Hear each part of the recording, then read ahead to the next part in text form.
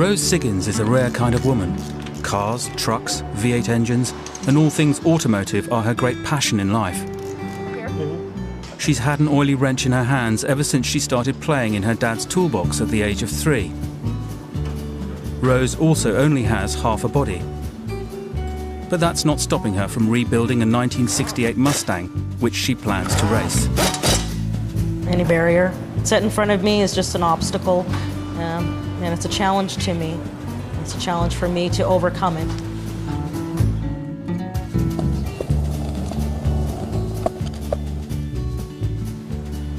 People have asked me, how do you deal with your disability? How are you so strong? I mean, for me, you know, this is my reality. This is my normal. So for people to say, what's it, you know, do you ever miss not being normal? I don't miss it at all. I don't miss it because this is what I know. So for me to wake up in the morning and to know what it's like to hop out of bed and put your pants on one leg at a time, I have no concept of it. I mean, for me, you know, that would not be normal at all.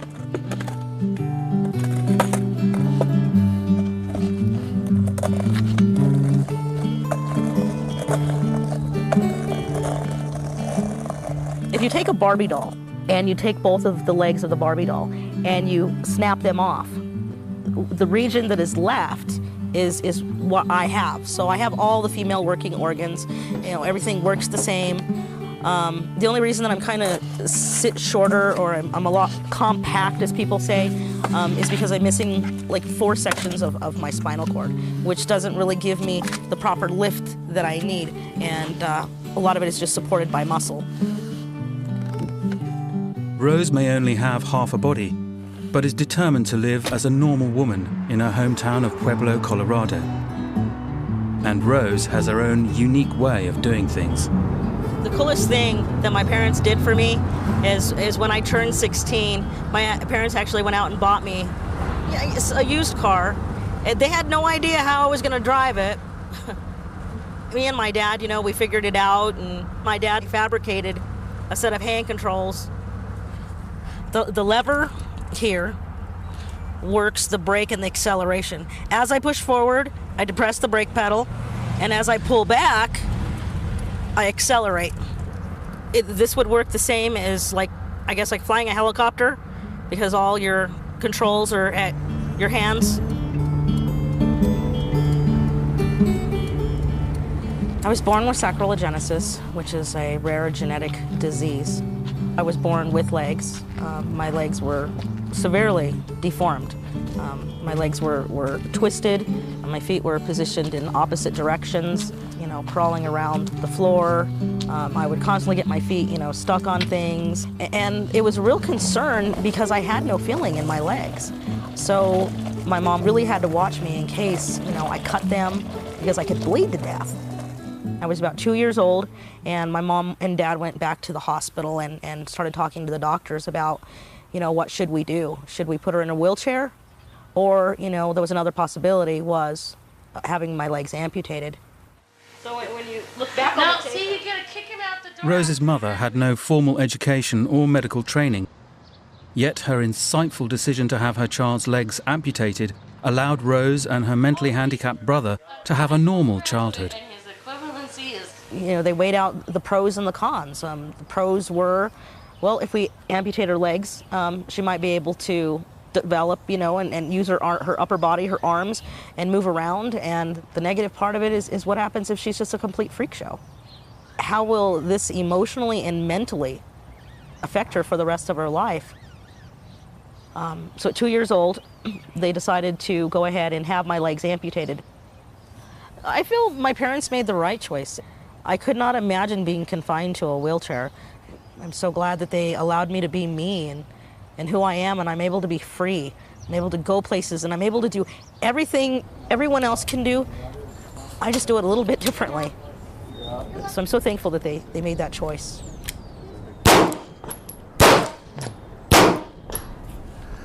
When her family moved into the house next door, she came knocking on our door, and my mom opened the door and she didn't see anybody. So she shut the door, and Rosemary knocked on the door again, and she yelled, "Hey, I'm down here." So my mom saw, and Rosemary says, "I noticed you have 2 girls. Can I play with them?" And my mom introduced her to me, and since then we were just good friends. One of my favorite memories, her and I got an old tricycle and took the handlebars off and put a cushion there. And so she'd steer the tricycle with her chin and pedal with her hands. And we'd just go all around the neighborhood and play and go to the candy store and climb up in the trees and swing up on the bars of the porches. She was like a little monkey, and I was just always trailing behind her, just having a good time. My mom and dad never used the word disabled. Handicapped, different, none of that. My definition of handicap was growing up as someone who can't. I can. And they knew that. They knew what I was able to do. And with the proper support system that they put in place, I was able to do anything that I wanted to do. For years, the administrators of the local school forced Rose to wear artificial legs. They wanted her to look like everyone else. I think I was in about 8th grade. I finally made the decision, and my parents supported me with that decision of I don't want to pretend no more. I don't. I want to be me. I wanted to be normal. And my normal was Rose who walks on her hands who has no legs. And I rolled in on a skateboard, climbed up into my seat, and all the students sat and just stared at me. I was just proud sitting there. And my teacher walks in, and she asked me, "Rose, did we forget something?" "No, I did my homework." And I was ready to hand my homework in, and she said, "No, it looks like you're missing something." And after that, she asked if I would go to the principal's office with her. And I did go to the principal's office. And a few hours later, my parents showed up, and there was a big discussion on why Rose can't go to school without having her artificial legs. You know, I guess I had a problem with it 20 years ago about being normal. After I think they realized that I was being very bullheaded and I was not going to change my view, and my parents were on my side, I believe they gave in. Okay. And Rose has led a normal life. In 1997, she met Dave Siggins. It's cooler up here. Dave, a 5'9" regular kind of guy, worked in an auto parts store. They flirted over the phone, and their relationship quickly blossomed. Thank you, my dear. But it was going to put Rose's life in danger.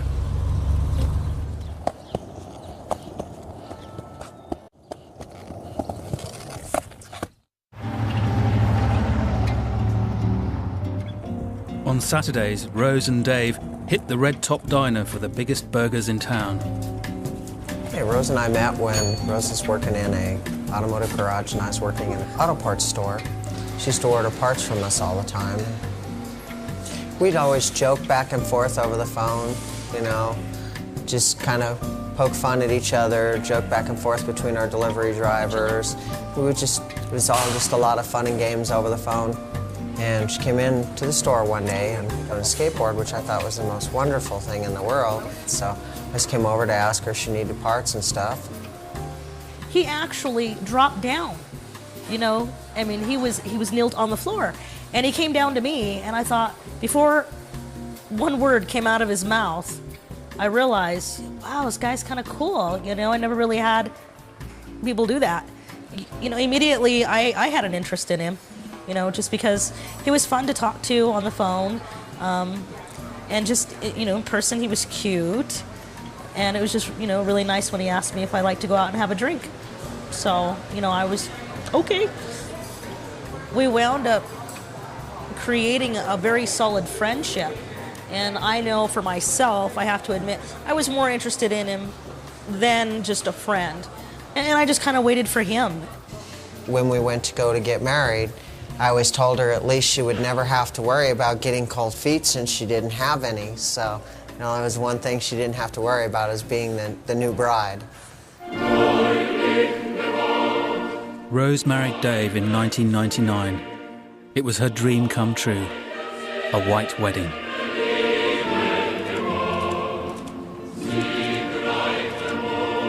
We actually went to a bridal shop, and I had this cute little top made and for me.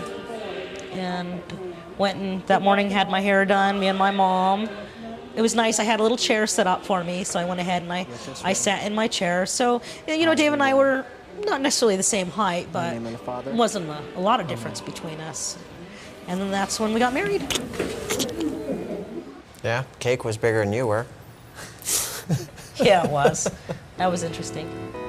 I mean, I grew up like a tomboy, so it wasn't like I always had it pictured, you know, I'm going to get married to my Prince Charming, who's going to come riding in on a horse, you know, and he's going to sweep me off my hands, and, you know, we're going to live in this, you know, this beautiful white house with a white picket fence, and we're going to have these 3 wonderful kids. I always pictured I would get married one day. I can't be that bad. Someone has to like me somewhere.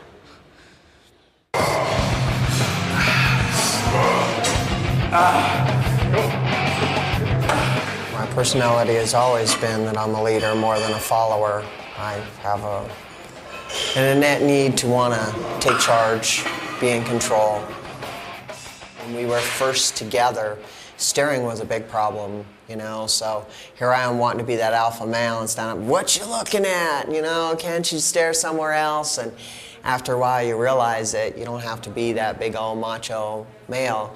You lose all of that when you see that here's a person that is completely different than everybody else. So now you sit there and you think about, well, I guess all those muscles, all of that, I'm male, hear me roar, just really isn't that important, you know. When I get older and I'm unable to balance on a skateboard, will you put me in a shopping cart and push me?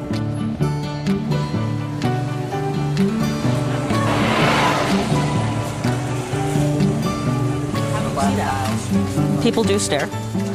I think kids and adults, they both kind of stare equally the same, just children are just more obvious at what they do.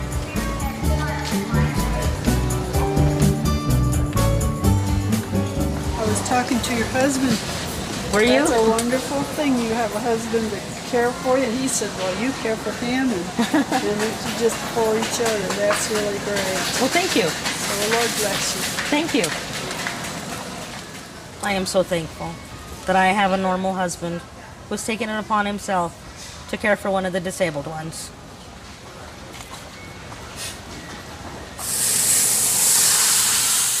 Yeehaw! Flame and fire! There was no criticism from my friends about who I was with or why I was with her.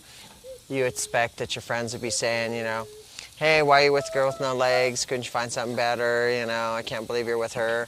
There was really none of that. Just, you know, when I went to go introduce her to my mom, and she took me inside and says, how do you get over her difference? And I was like, you know, what difference? And she says the fact that she had no legs. And I was like, I really hadn't noticed, you know.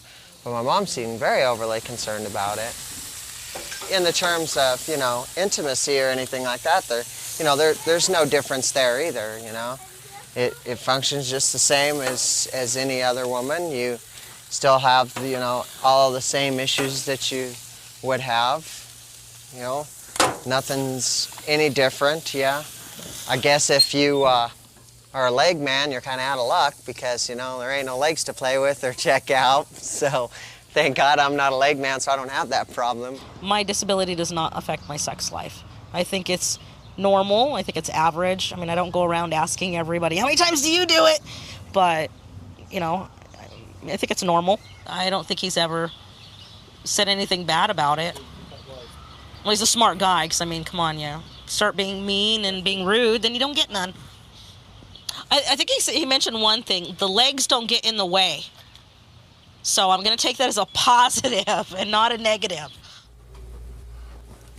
2 years into their relationship, Rose discovered something that would change her life forever. She was pregnant. Well, the first few weeks of pregnancy, we couldn't really tell if the child's going to have a disability or not. And that was a big problem at first with Dave and I. And he said, okay, let's just think worst case scenario, okay? What happens if the child has no arms, no legs, and, you know, can't think for himself? Would you terminate? No, it is a living human being, and it's growing inside of me, and it's a part of me. And if that's what God wanted me to have and to deliver, I would. And I told Dave, stop and think about it. If my mom went and had an ultrasound done and the doctors looked and told her, well, it looks like your child's legs are not functioning properly and we don't know if she's going to have a normal life, I wouldn't be here today. The mama. I'm pregnant for the very first time, and I really thought I would have a lot more support than what I did. I visited one doctor, and the look on his face when he found out that I was pregnant was really upsetting. His look was more like, oh great, you know, someone like yourself, look what you got yourself into. Rose's pregnancy was extraordinary and groundbreaking because no one suffering from sacral agenesis had ever given birth.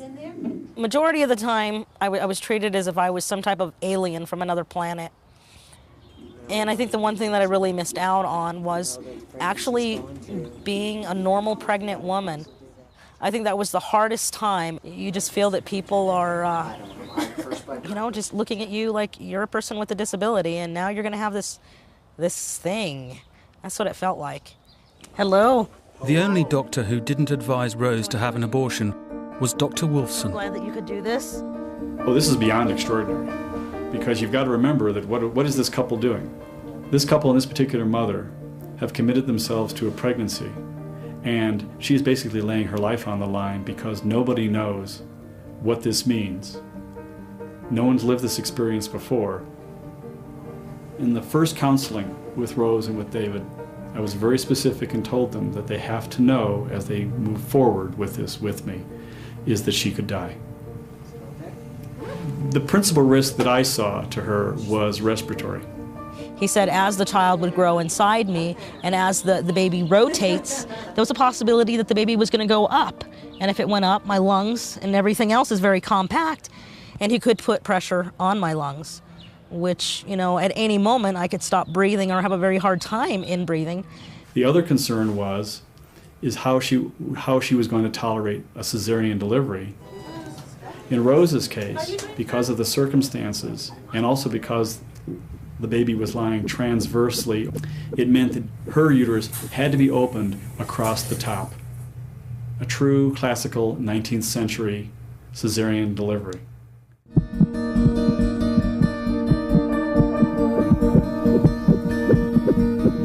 I was very emotional. I know they were, you know, getting ready to wheel me up to the operating room, and my mom was present.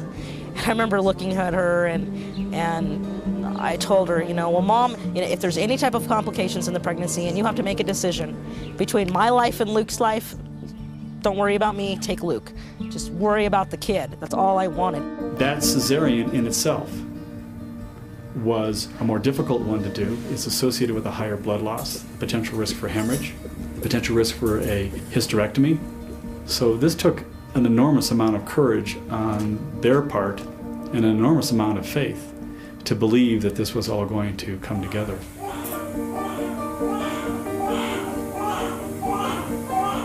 And the next thing was waking up, and I remember my stomach was very sore. It felt like I had just got socked in the stomach, and I remembered immediately I had a baby. And the first things out of my mouth was, where's my child? Where is he? Where is he? And they actually allowed me to go down to the neonatal unit where he was. And when they wheeled me in to see him, I remember he was laying there and he's just crying up a storm. And, you know, they handed him to me and I was holding him. And I remembered opening up the blanket on the bottom, and I remember looking at his little toes, and I remember counting them. And I remember counting all 10 of them, and I thought, he's complete. He's fine. We're going to be okay. Well, I consider the pregnancy a miracle in its own right, because so many things seemed to happen that worked in the way to create a positive outcome.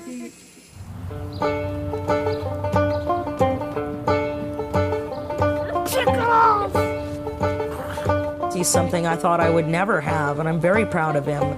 I want him to have everything that I never had or couldn't have.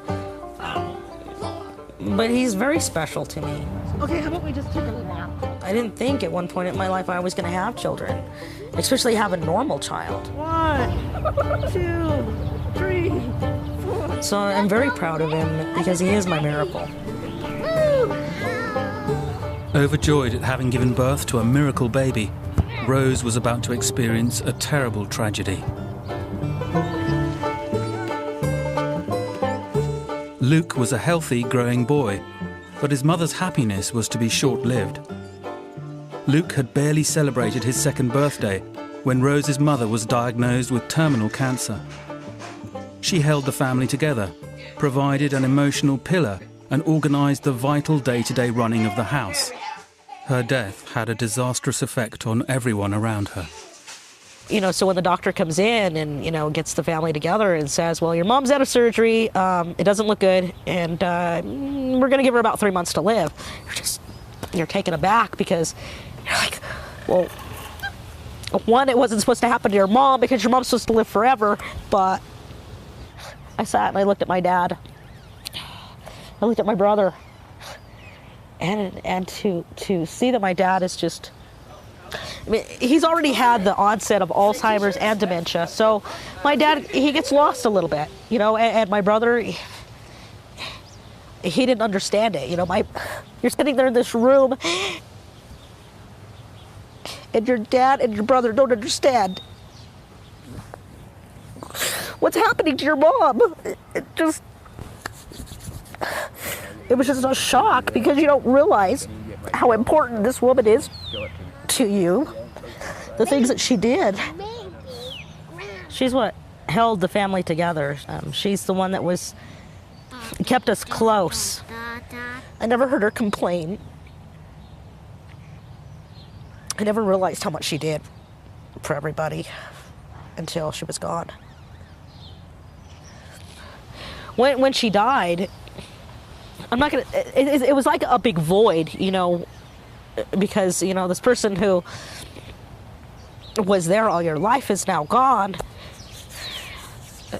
I mean, my support system was gone and someone who I always talked to.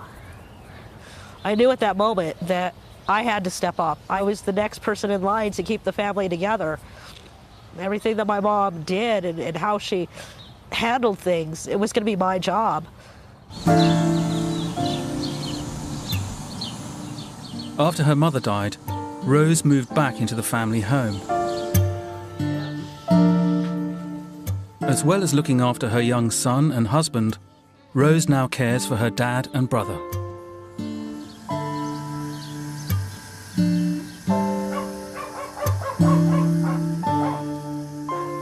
Rose's dad, James, has smoked all his life and now has to rely on a constant supply of oxygen.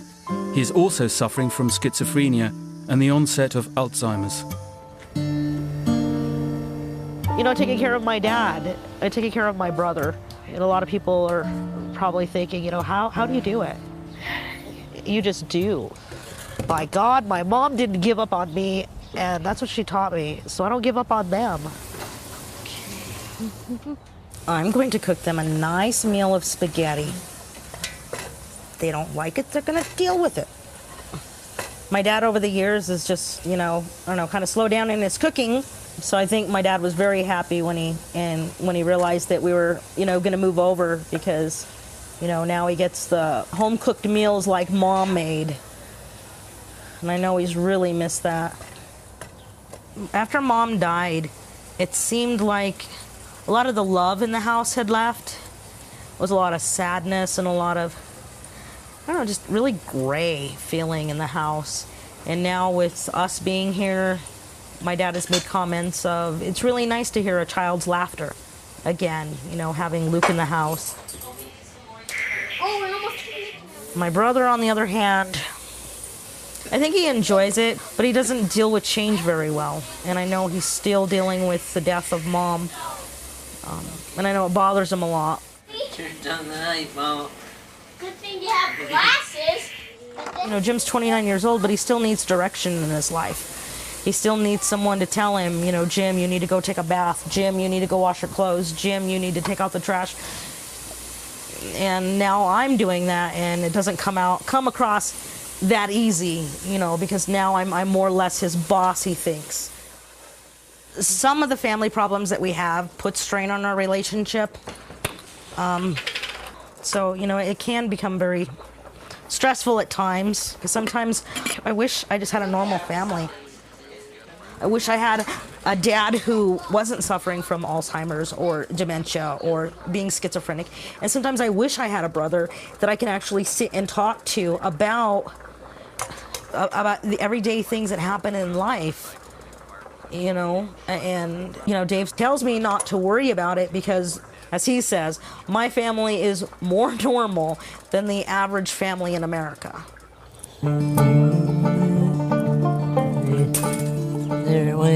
Jimmy is 29, but has the mental age of an 8-year-old.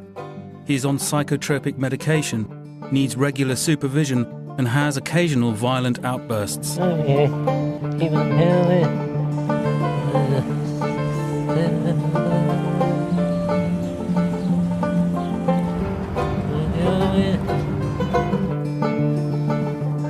Despite his mental health problems, Jimmy is holding down a cleaning job in the local taxi office.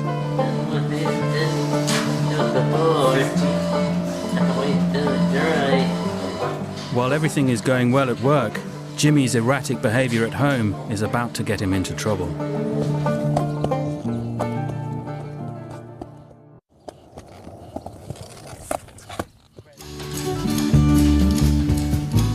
Rose is overseeing the installation of a new V8 engine for the '68 Mustang she is rebuilding. Goody.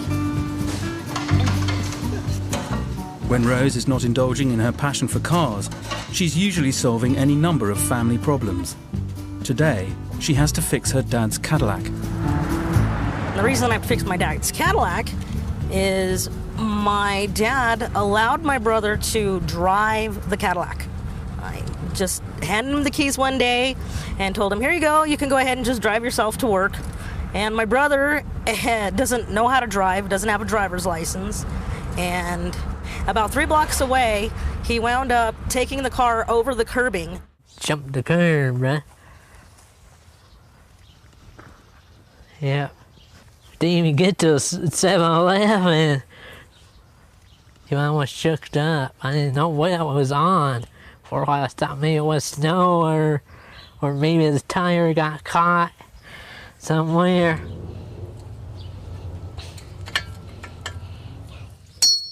You know, a lot of people with disabilities feel that life owes them something, and I was raised in a way that no one owes you a dime.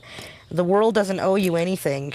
This is what you have, and you use your resources, you know, and you get through life. My personal opinion is, you know, get up and go for it. Just do it. Find the courage, find the strength from within. Don't sit there and whine and cry about how horrible your life is. Because, yeah, granted, life does suck at times, but you just need to pull it together. Be positive about yourself. Stop looking at all the negative. All right, ready? Go ahead, spray me. Do you want a little bit more? Yeah, do a little bit more. Okay. Okay, go ahead, right in the face. Ah!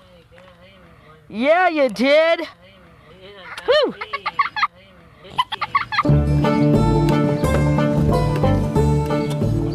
There are more males in this house than females. I'm swimming Testosterone rules. in testosterone world. My poor little estrogen is just not making it. We're man, hear us roar.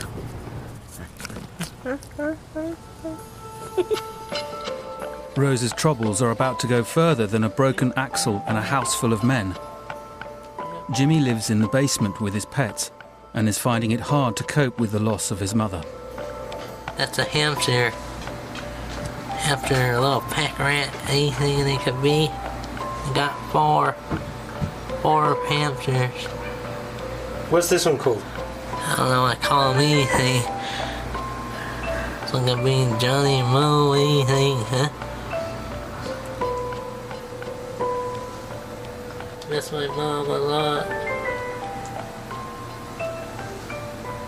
Yeah. How come? Because she used to help me out. Yeah. Everything was gone, because Mom passed away.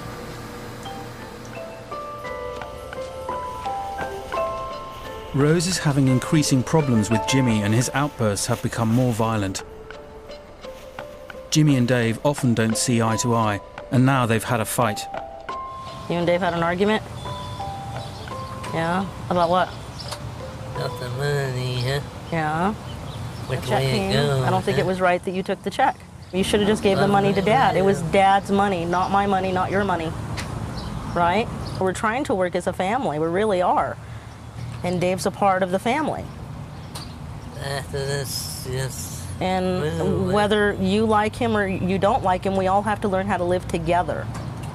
And we're having lots of problems doing that. Why do you always have the attitude? I mean, Dave tries very, very hard to be nice to you. He buys you things, and then you do stuff, and it really hurts his feelings. It's like Dave never threatens you, but you threaten him. And you threaten Dave all the time. Call the cops. Hurry, get him in here. I don't want the cops to come here. You're angry, and I don't know why you're so angry. What are you angry with? Lost her. Lost a mom. You think Luke likes seeing his uncle get all upset and start screaming and yelling, threatening his daddy? That's his daddy. Yes, I know it is. If I go get the sheriff, everybody in here and strain something out. I'm just saying that you have to think that your actions do hurt other people. Hey, fuck this family. Where are you going, Jim?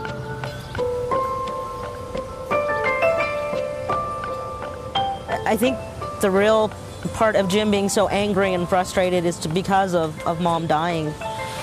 He hasn't dealt with the death. You know, he hasn't gone through all of the emotions. We have to remember that his mentality isn't 29 years old. He physically may look like it, but he's not. You know, he's dealing with it as a child does. All I can do now is sit and wait for him to come back and, you know, just give him a chance to cool off a little bit. Are you girl crazy? No. Yes, look at you. Rose is not the only one affected by family problems. Dave is feeling the strain. No, buddy, what happened to Elizabeth? 6 years into their marriage, he often feels left out, as Rose now devotes her emotional energy to Luke and the rest of the I family. don't know. Rose is not a very compassionate, very touchy-feely person. She is to the underdog, to the weak, to Luke, but she's never been that as far as, you know, let's hold hands, let's be rubby body, huggy, kissy. She's just never been that type of a person. And what little there was is diminished greatly due to there being so much on the plate. You know, he does sometimes complain about, you know, not getting as much attention as everyone else does. Because before it was just, you know, him and Luke, and now he has to share me with my dad, and he has to share me with my brother, and, you know, he realizes that a lot of the times he doesn't come first anymore.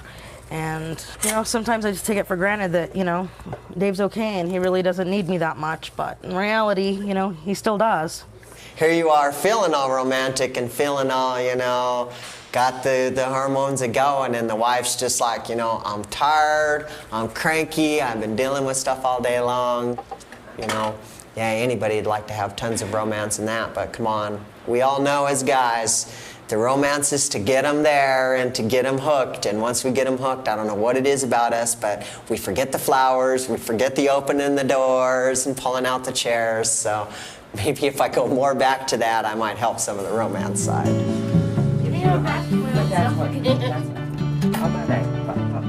Today is Rose and Dave's wedding anniversary. At the hairdresser's, Rose is going for a new look.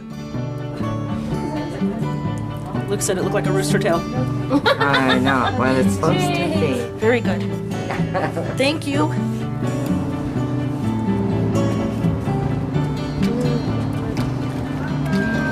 Bye. Bye, Rose. Thank you very much.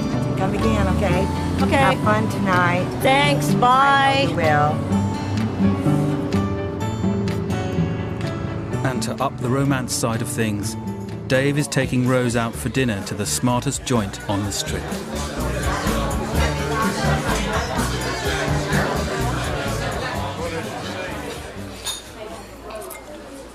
I'm a cheeseburger type of girl. Not really into salads. I'm doing good though. Here we go. A little flour for the lady. I'm not a very, like, a romantic type of girl where I like a lot of flowers and candy type things.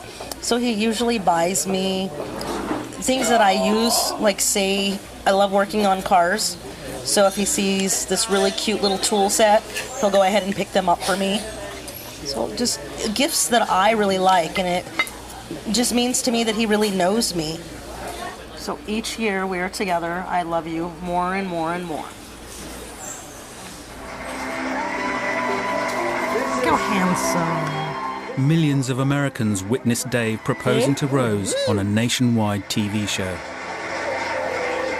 Does I have something else for you? It's wonderful and really great. So, Rosemary, would you marry me? Being proposed on national TV caught me by surprise. Oh my God. You shoved it on there, all right. Oh yeah, I did.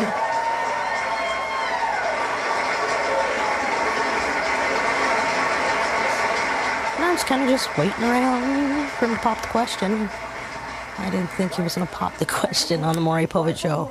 But I have to say, it was really nice to be able to share my proposal with all of America.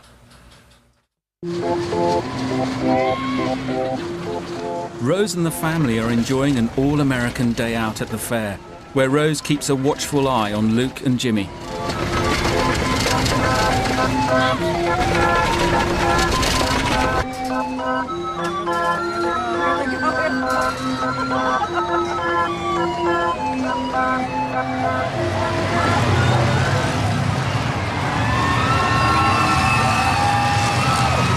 Rose's story, as a woman who has overcome bewildering obstacles and succeeded despite seemingly impossible odds, is a real-life example of the American dream. However, away from the limelight and behind a determined self-assurance, there is another side to Rose. With the usual day-to-day problems and the added stress of Jimmy's erratic behavior, Rose finds the crowds and people staring at her difficult to handle.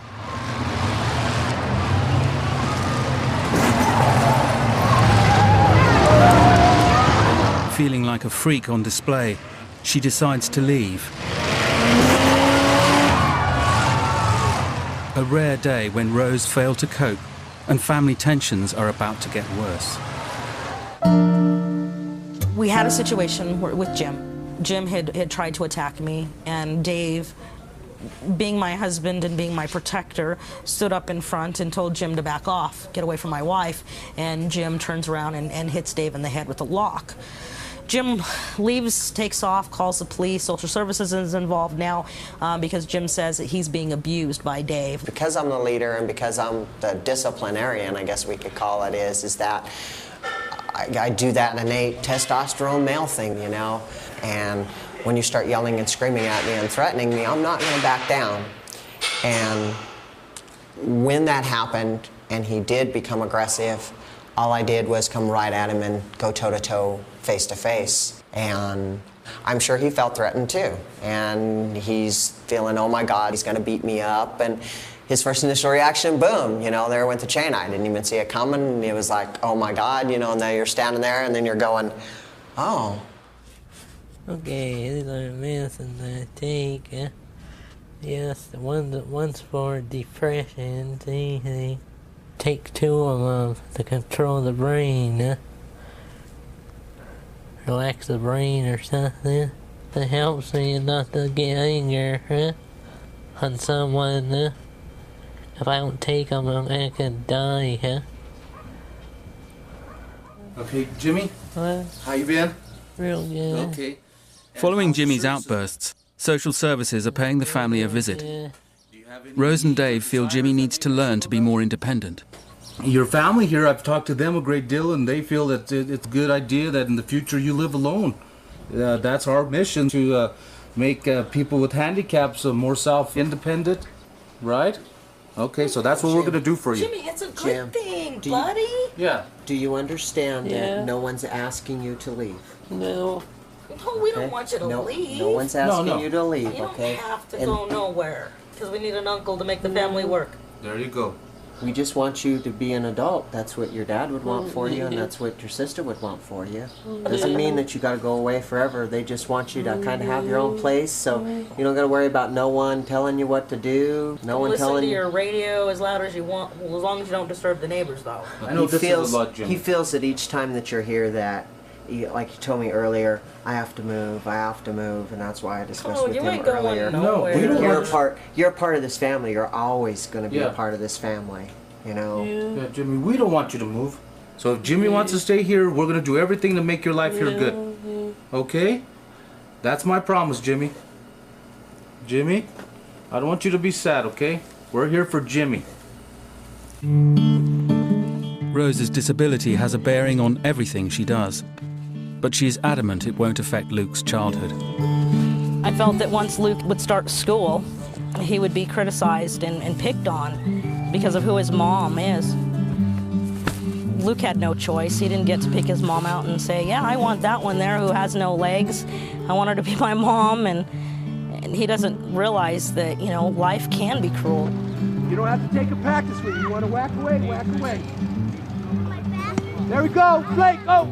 I don't want him to be in this team and be picked last because his mommy has no legs, or she looks freaky, or, you know, some crazy thing. You know, children are children, and children will be cruel at times. And I want to, you know, protect him from it.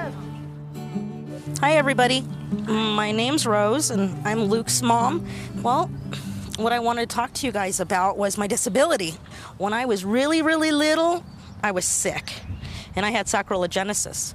And to make me better, the doctors decided that they were going to amputate my legs. Does anybody know what amputate means? Okay, amputate means that to make me better, the doctors decided that they were going to do a surgery, and the surgery they were going to perform was going to take my legs away. So I'm kind of a normal mom, just a little bit shorter than everybody else. How do you actually walk? How do I walk?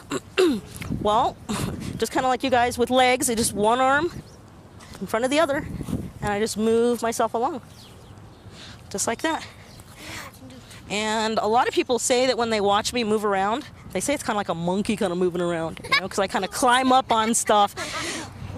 1, 2, 3, booyah!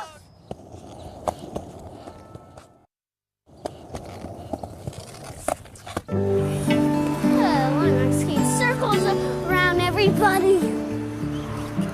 Once Luke had an interest in hockey, I came down here to the ice arena, and I wasn't able to be that mobile. Kind of like Luke's idea, because he said, well, gee, Mommy, you use wheels on your skateboard. Why can't you just put skates on your skateboard? So I took one of my old skateboards, started drilling holes and bolting them up, and it actually worked pretty good. Wow!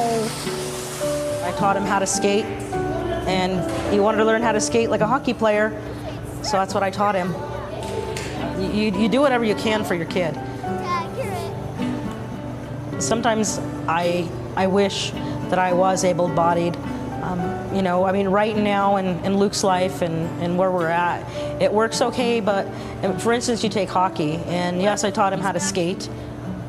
Yes, we can do things on the ice, but he's outgrown me. Rose has spent the past 30 years walking on her hands. The strain has impacted her arms, shoulders and joints, and Rose is literally falling apart. Having successfully struggled against her disability, Rose now faces a future in a wheelchair. Arms are not meant like legs. Legs are constructed in a manner that is able to withstand, you know, years of walking and doing that. And now, just years later, I'm learning that, you know, your arms were not meant to do this and be put through all of this. And that's all I've ever used is my arms. My arms are my life source. I rely upon them. Just give them a good old push. You know, probably gonna have to be placed in a wheelchair, and I'm very frightened of it. I really love feeling around me. I love feeling the rough asphalt. I love feeling the smooth concrete. I love feeling the grass when it's hot or when it's cold or when it's wet. I love feeling the dirt. I love feeling the rocks, the pebbles, the sand, the gravel. I really can relate to people who don't like to wear shoes and socks and love to walk around being barefoot. At last, after weeks of hard graft, Rose feels the Mustang is just about ready to hit the racetrack.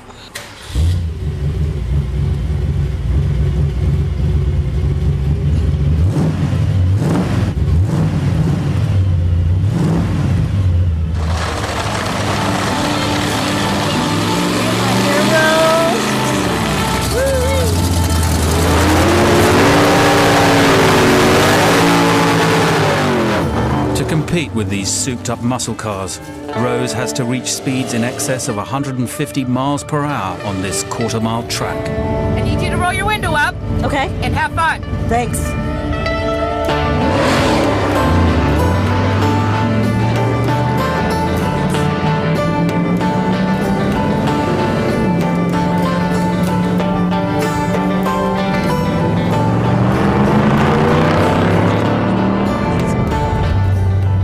Really needs a lot of more TLC.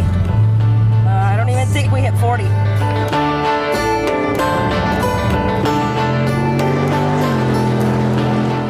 Most women, they're trying to fit into what society says is perfect.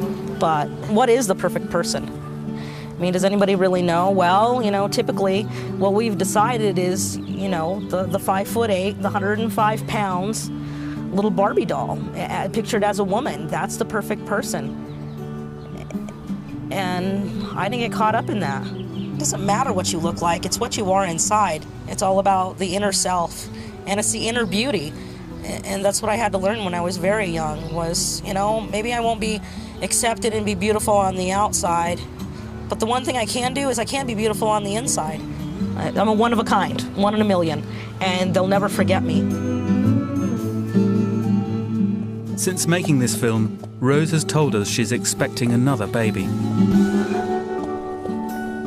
And our Extraordinary People series continues next week with the story of 3 pairs of conjoined twins and the different approaches to the condition taken by those affected. Joined at the Head is next Monday night at 9.